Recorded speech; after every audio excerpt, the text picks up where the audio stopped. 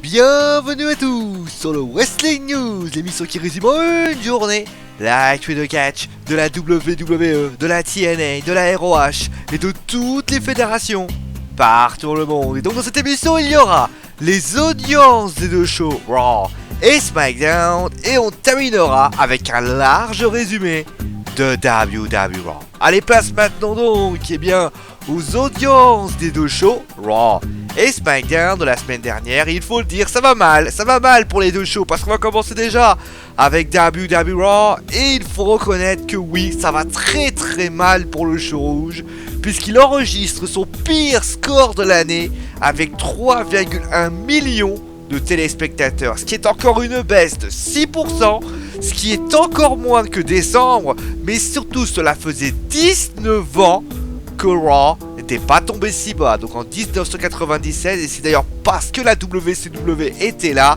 et que le Monday Night Wars battait son plein.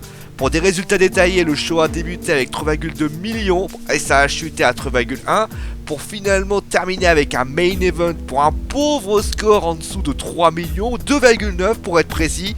D'ailleurs, pendant qu'on y est, SmackDown ne va pas mieux, hein. Le score est le pire score de USA Network, 2,1 millions et donc une baisse de 13% par rapport à la semaine dernière. Des chiffres très inquiétants, surtout que comme je l'ai dit la semaine dernière lors du Wrestling Show Raw Debriefing, le show était pas mal. Alors selon vous, pourquoi les shows de la WWE sont plus mal en ce moment? Pensez-vous d'ailleurs que, comme Dave Meltzer, que la principale raison est que la WWE est en train de vouloir cibler trop de groupes en même temps? Est-ce qu'au final, personne ne s'y retrouve et personne n'est loyal à la WWE et que la WWE n'est pas assez loyale à eux en ciblant d'autres types d'audience? La première conséquence dans tout ça est que les hommes trouvent que la WWE n'est plus fait pour eux, à force de s'acharner à ramener des filles avec Total Diva, des enfants avec Roman Reigns en tant que super-héros.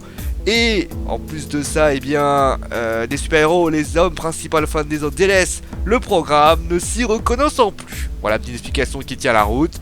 Allez, en tout cas, on espère que les choses iront mieux pour le show rouge et le show bleu, mais bien évidemment, ça n'est pas de très bons augures. Bon allez, c'est l'heure maintenant de WWE Raw. Comment Stephanie et Shane ont géré leur premier show en commun. Ils ont eu le chef adoré. D'ailleurs, Stephanie joue la carte de l'apaisement, lui laisse même proposer des idées.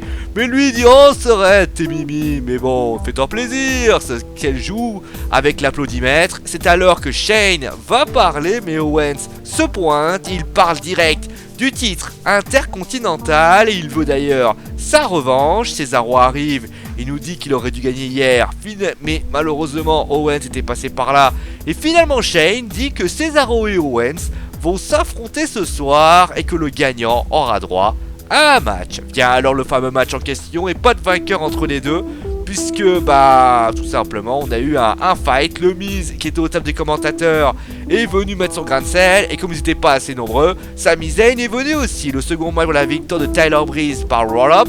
Un segment a eu lieu ensuite avec les New Day et on parle tout de suite de l'incident survenu à Payback et d'ailleurs les deux équipes s'affronteront avec Sumulls. D'ailleurs les Vaudevillians viennent et se déclarent meilleure équipe au monde. C'est-à-dire que Big Cass se pointe pour dire qu'ils vont se venger de ce qu'ils ont fait à Enzo Amore. Ça part en fight total avec un 8-man tag team match où ce sont les New Day et Big Cass qui battent les Dudley Boys et les Vaudevillians.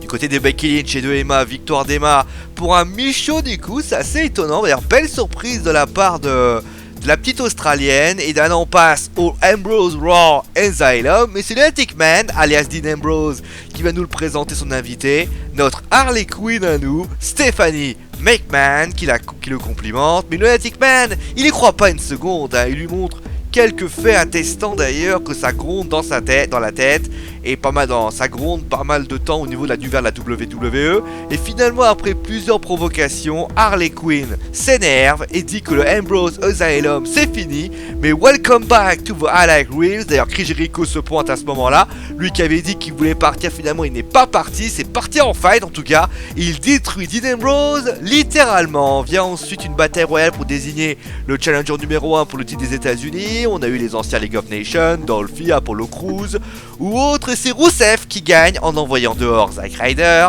Passons maintenant à la controverse titre féminine et Charlotte était là. Elle était choquée qu'on puisse dire qu'elle était conspirée contre Natalia. D'ailleurs l'arbitre confirme, hein, Natalya arrive. D'ailleurs, à ce moment-là, pour dire que le Montréal Screwjob pourrait remplacer le Chicago Screwjob, et que d'ailleurs, elle jette Charlotte très loin pour envoyer un sharpshooter sur Ric Flair. Finalement, Steph annonce que Charlotte et Natalya s'affronteront dans un submission match, et en plus de ça, Ric Flair sera banni des rings.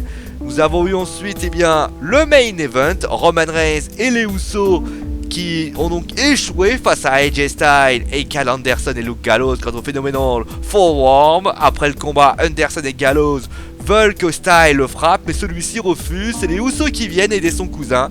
Et finalement, Roman Reigns a le dernier mot avec un running powerbomb sur la table des commentateurs porté sur AJ Styles, concluant le show. Voilà, c'est la fin de ce Wrestling News. J'espère qu'il vous a plu. Demain au programme, l'Undertaker avec une grosse annonce. Et on terminera avec la TNA, les résultats d'Impact Wrestling. Et enfin, du mercato à la clé. Bon, allez, passez une très bonne soirée. N'hésitez pas à aimer, partager et à vous abonner si vous avez surkiffé cette vidéo. Nous, on se retrouve demain. Allez, ciao tout le monde.